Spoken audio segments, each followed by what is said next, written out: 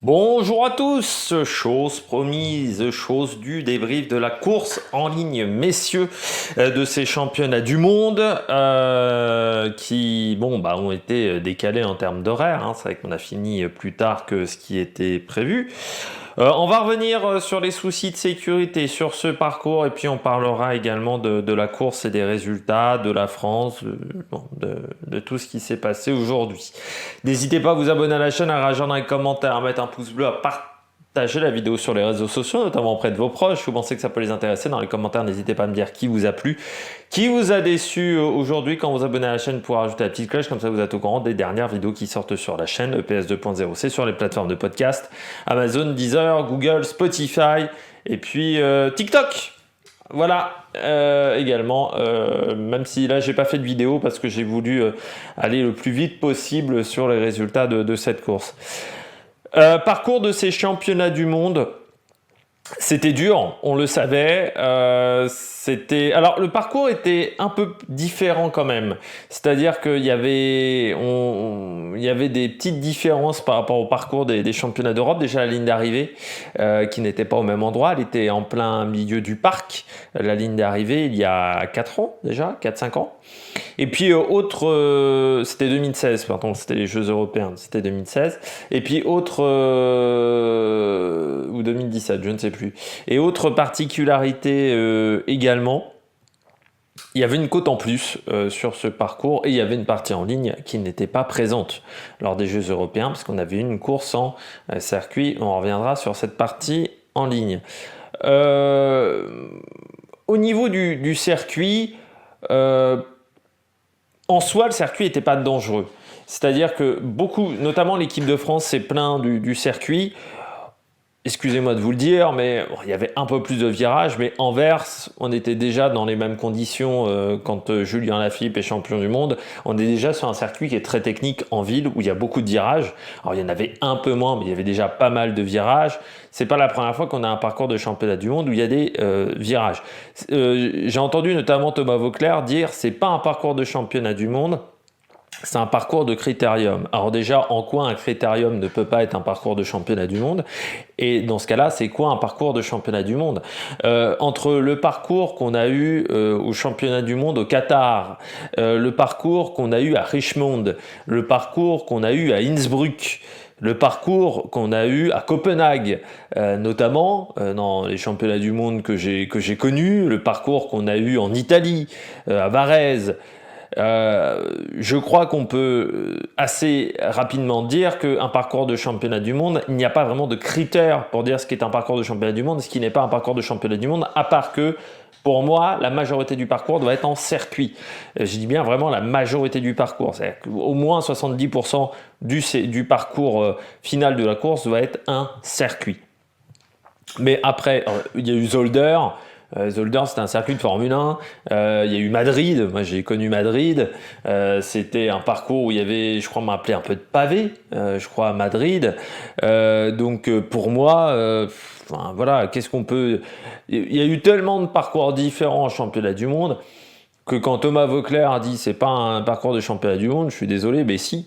Si, parce que la ville a le droit d'organiser ses championnats du monde de la manière dont elle le veut, et si elle a envie de mettre 48 virages, 50 virages, 55 virages, 70 virages, elle a le droit de mettre 70 virages. Si elle a envie d'en mettre que 4, elle a le droit d'en mettre que 4. La différence par contre pour Thomas Voeckler, c'est que c'est sûr qu'avec 48 virages, vu notre technique sur le vélo en France, on partait avec un sacré plomb dans l'aile par rapport à d'autres nations. Parce que, Et puis, par rapport à cette sélection aussi, mais ça, on y reviendra un peu plus tard. Pour moi, le circuit n'était pas dangereux. Sous la pluie, ça a été compliqué, mais ça a été quand même une grosse averse. Il n'était pas dangereux, il était technique. Mais il n'était pas dangereux parce qu'on était quand même plutôt sur des routes larges. Les pavés étaient en début de circuit, en début de tour. Donc il La seule portion peut-être un peu technique, c'était ce virage là en bas de descente à 1,7 km de l'arrivée, et puis cette chicane qui était dans le dernier kilomètre.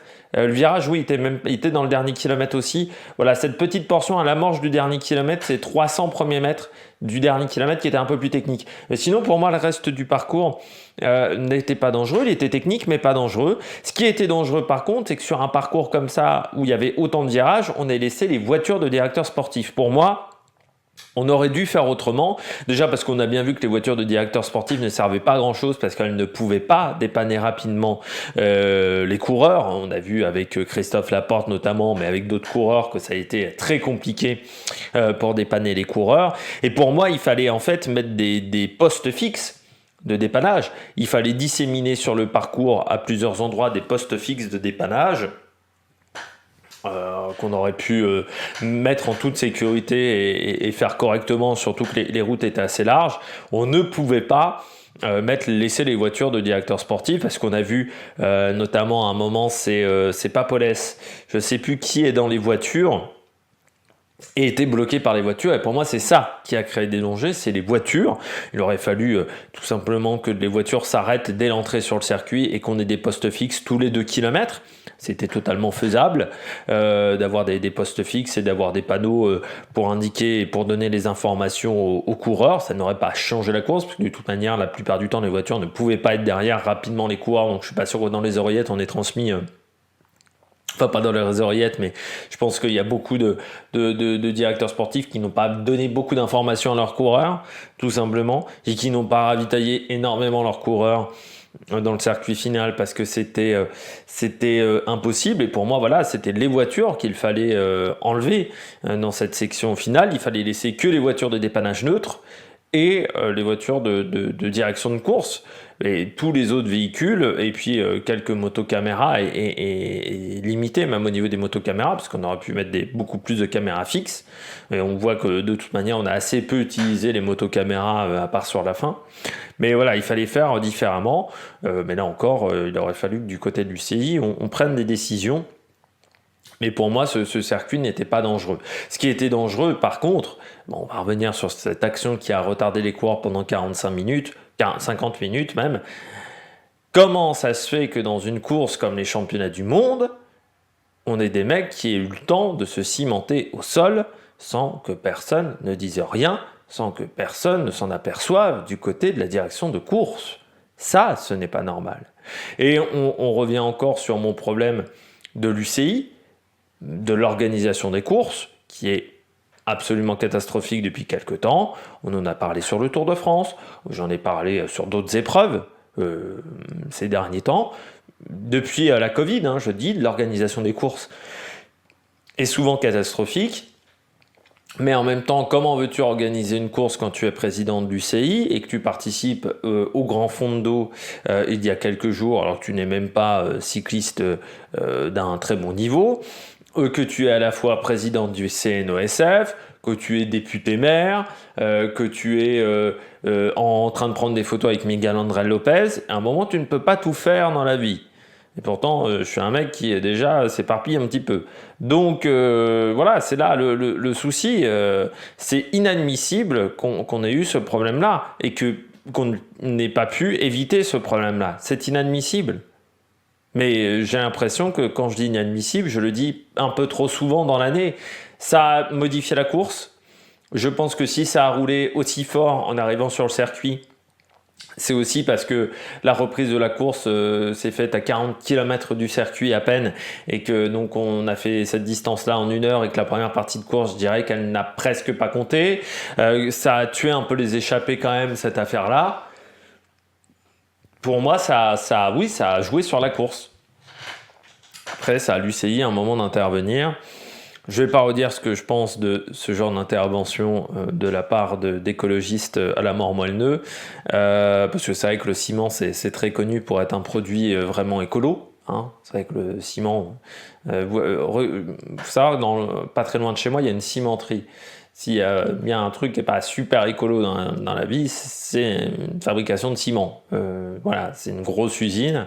Donc oui, utiliser du ciment juste pour se coller à la route et péter du revêtement de route, Je ne crois pas que ça soit l'idée du siècle. Et bon, je vais me répéter, hein, c'est ce que j'avais dit l'année dernière déjà. Les opérations de coup de poing, il y en a tellement maintenant en ce moment que ça passe complètement inaperçu. Dans une semaine, tout le monde n'en aura plus aucun souvenir. Je pense déjà que ce soir, ça ne va pas faire la une de l'actualité et personne ne s'en souviendra dans une semaine. Mais bon, c'est un peu comme les Femen. Au départ, c'était marquant parce que c'était inédit, les Femen. Maintenant, quand tu vois des Femen, ça ne fait absolument plus le tour de l'actualité. Tout le monde s'en branle. C'est un peu pareil avec les écolos qui se collent au sol. Le premier qui l'a fait, oui, ça a été marquant. Bon, quand c'est le 35e, le message disparaît complètement et je le répète, mais je trouve que c'est contre-productif parce que ça provoque une haine de certaines personnes envers les écolos et envers les causes écolos et je trouve que c'est donc complètement contre-productif. Bon, on va revenir au sport parce que je ne vais pas donner plus de temps à ces personnes-là. Bon, victoire de Van Der Poel, que dire de cette course ? On a beau dire, mais ça s'est fait un peu à la pédale.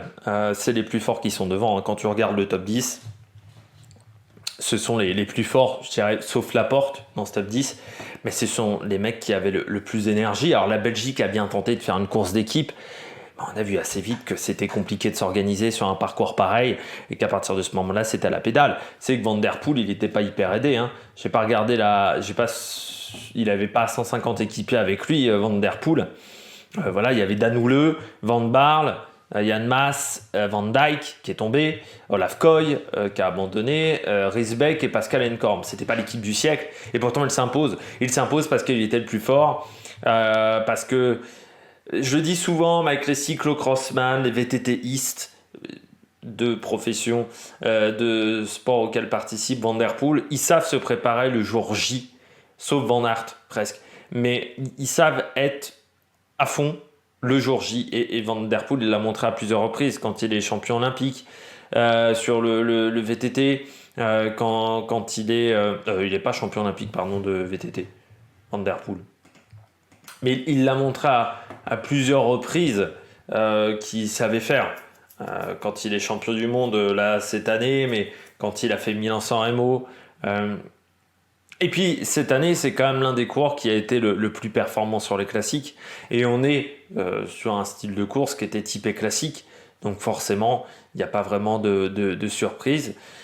Moi, j'ai presque envie de dire, enfin, Van Der Poel est champion du monde. Parce que l'histoire de Mathieu Van Der Poel avec les championnats du monde, ça a rarement été une grande réussite quand même. Alors j'ai envie de dire, c'est presque de famille. Parce que Raymond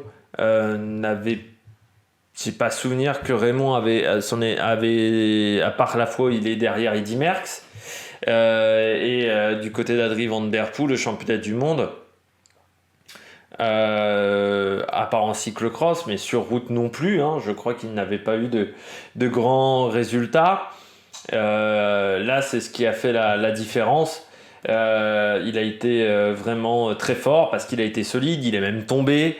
Je me suis dit quand il est tombé, allez, il va peut-être sortir de sa course, sauf que ça l'a réveillé presque cette chute.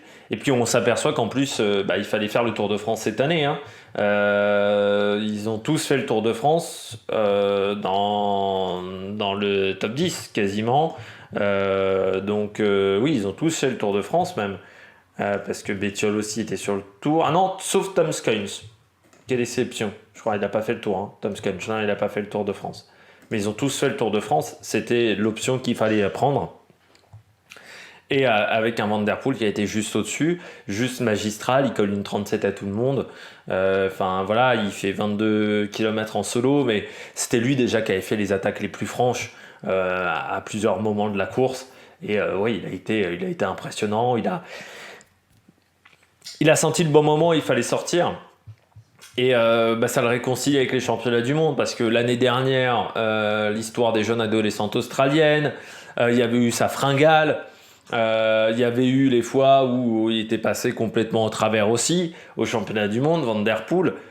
Enfin il gagne, enfin il a ce résultat, enfin il a même un podium, aurait été un bon résultat, enfin il gagne devant Van Aert. Je crois que ces derniers temps sur les courses d'un jour, Van Aert il a compris que Van Der Poel était est un peu au-dessus, même si je pense que la Belgique a fait une grande course collective. La Belgique n'a pas de regret à avoir sur sa course collectivement. Je pense qu'ils ont bien couru collectivement sur un parcours qui n'était pas simple pour s'organiser, mais il est juste tombé sur plus fort, Van Aert. Puis après, il a été intelligent pour partir dans le final et il a été costaud. Mais je pense qu'il n'a pas de regrets à avoir, Van Aert. Autant il y a certaines années, il avait des regrets à avoir, je pense notamment en 2021, parce que ils étaient passés complètement à travers et ils avaient une mauvaise stratégie. Autant là, il n'a pas de regrets à avoir sur cette course. Troisième, Pogačar. C'est un bon résultat pour Pogačar quand tu regardes la physionomie de course parce qu'il était vraiment dans le dur, assez loin de l'arrivée. Il n'était pas aérien aujourd'hui, Pogačar, et il a été filou avec Pedersen parce qu'il a laissé faire Pedersen et il le coiffe sur la ligne. Et puis bon, quand tu regardes ces trois mecs qui sont c'est que des mecs qui sont forts sur le Tour des Flandres aussi, hein, quasiment. Je dirais à part Dinam, ça me dit rien de l'avoir vu sur le Tour des Flandres. Mais peut-être que je me trompe. Non, oui, il a pas fait le Tour des Flandres. Je ne sais même pas s'il l'a fait une fois le Tour des Flandres. Non, il ne l'a jamais fait dans sa carrière. Mais c'est intéressant lui, parce que c'est un coureur d'avenir. Mathieu Dinam, 23 ans seulement, c'est l'un des plus jeunes là, qui est dans le top 10 aussi. Donc c'est un coureur qui est très bien. Et puis ça donne un top 10 pour l'Australie. Que ça fait partie des nations qui ont un peu souffert. Mais du côté de Pogačar, c'est un très bon résultat. Pedersen, il aura des regrets parce qu'il en a peut-être un peu trop fait. Il a tenté pas mal d'attaquer. Il ne s'est pas économisé dans le final et ça n'a pas forcément marché. Kung, Stuyven, Dinam. Belle perf quand même de Dinam parce que dans l'échappée matinale, il fait quand même top 10 aujourd'hui. Vraiment très bien. Bon, Stephen Kung, je pense que le Tour de France et le Tour d'Italie lui ont pesé dans les jambes, l'enchaînement des deux, et que ça a fait un peu mal aux pattes. Stuyven, encore une fois, belle course collective des Belges qui mettent 3 coureurs dans le top 10. Tige Benoot aussi qui a fait une grande course. Il a peut-être été un peu moins en vue que d'autres, mais je pense qu'il n'y a pas de regret à avoir. Tom Skunch non plus. Les Lettons ont eu une course offensive avec Chris Neyland notamment qui était dans l'échappée. Donc ça, c'était un bon résultat. Et puis donc Bettiol 10e, lui aussi il a tenté. De toute manière, il n'aurait pas pu accompagner les 4 de devant. Bettiol, il a plus le niveau pour accompagner les 4 de devant. Il a tenté, ça n'a pas marché. Oles, toujours un temps de retard, tout le temps à contre-temps. Lui aussi pourra avoir des regrets parce qu'il se prend des cassures. Il était rarement très bien placé, il était rarement dans les 4-5 premiers du peloton.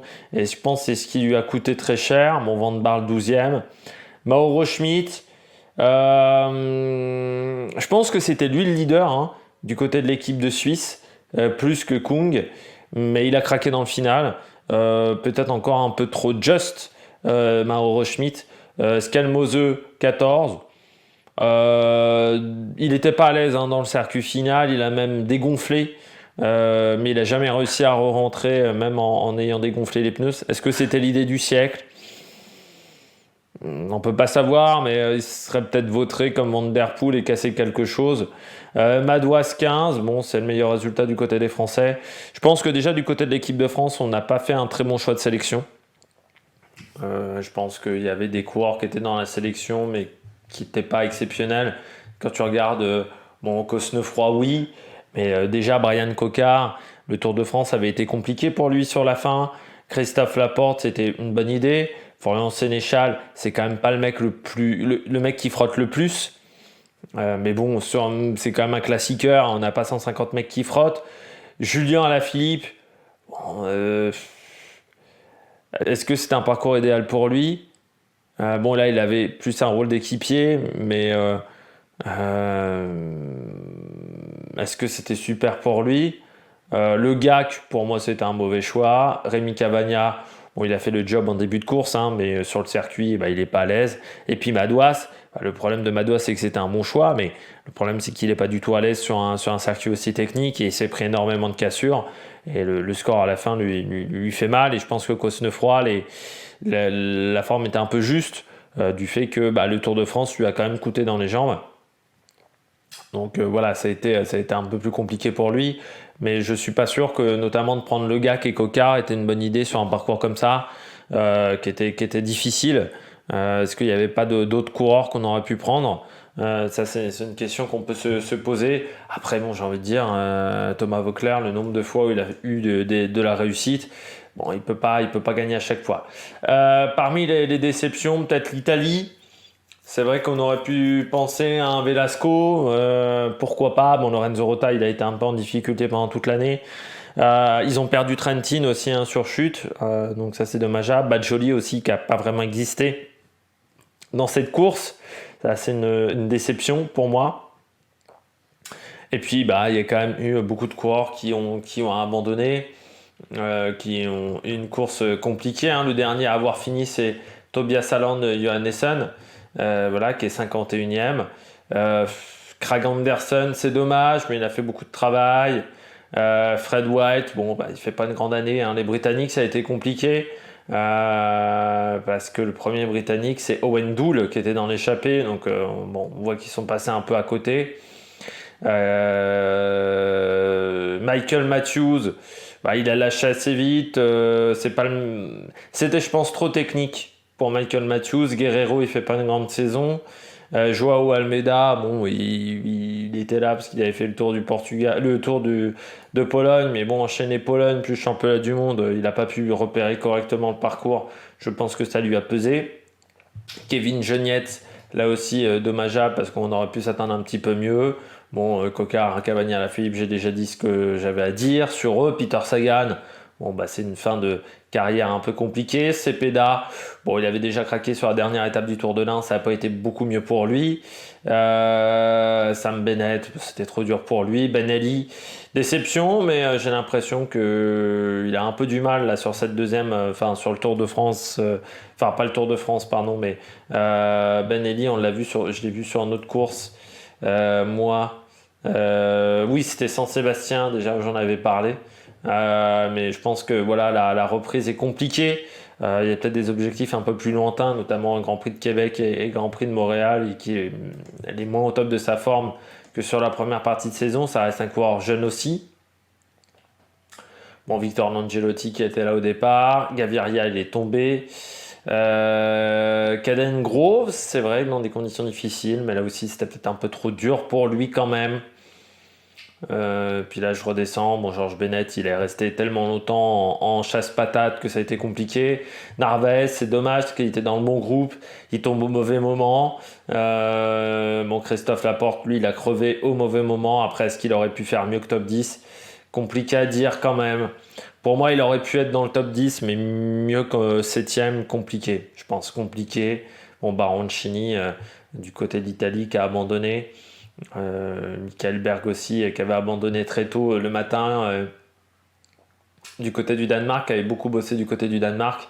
Kwiatkowski, mais bon, Kwiatkowski, hein, comme je le dis assez souvent, c'est un à deux jours dans l'année, et puis après, il disparaît assez vite. Bon, le Son Craddock aussi, qui a abandonné du côté des États-Unis. Mais ça a été un parcours exigeant. Voilà, je crois qu'on a fait un petit peu le tour de cette course en ligne des championnats du monde. Je crois que j'ai pas grand chose d'autre à dire. Bon, on se retrouve demain, nouvelle vidéo sur les championnats du monde. Et puis, n'oubliez pas la Coupe du monde de football féminin qui continue sur la chaîne. N'hésitez pas à vous abonner, à réagir dans les commentaires, à mettre un pouce bleu. Allez, ciao, ciao!